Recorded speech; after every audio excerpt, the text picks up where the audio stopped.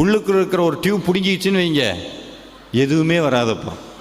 அப்போ உள்ளே இருக்கிறது என்ன பண்ணும்? சந்தோஷமாக இருக்கும். அப்போ எப்போ சந்தோஷமாக இருக்கிறோமோ, எப்போ திருப்தியாக இருக்கிறோமோ, இந்த யூனிவர்ஸ் பிரபஞ்சமும் இறை ஆற்றலும் என்ன நினச்சிக்கும்னா, ஓ இவனுக்கு சந்தோஷமாக இருக்கிறது தான் பிடிக்கும் போல இருக்குன்னு திருப்ப திருப்ப திருப்ப உங்களை சந்தோஷமாக வச்சுக்கிறதுக்கு என்ன தேவையோ அதை கொடுத்து கொண்டே இருக்கும்.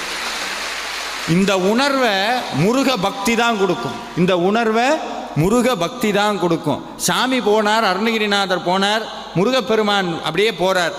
போய் முன்னாடி நிற்கிறார். பார்த்தா நம்மளை மாதிரி நிறையா பேர் உட்காந்து புலம்பிக்கிட்டே இருக்காங்க சாமிகிட்ட, இது கஷ்டம் அது கஷ்டம். அருணகிரிநாதர் கோபம் வந்துருச்சு, இவ்வளவு கஷ்டத்தில் ஏன் அவங்கள வைக்கிற? முருகப்பெருமானை திட்டணும்னு நேரம் போனார். ஆறுமுகம் ஆறுமுகம் ஆறுமுகம் ஆறுமுகம் ஆறுமுகம் ஆறுமுகம் என்று பூதி ஆகமணி மாதவர்கள் பாதம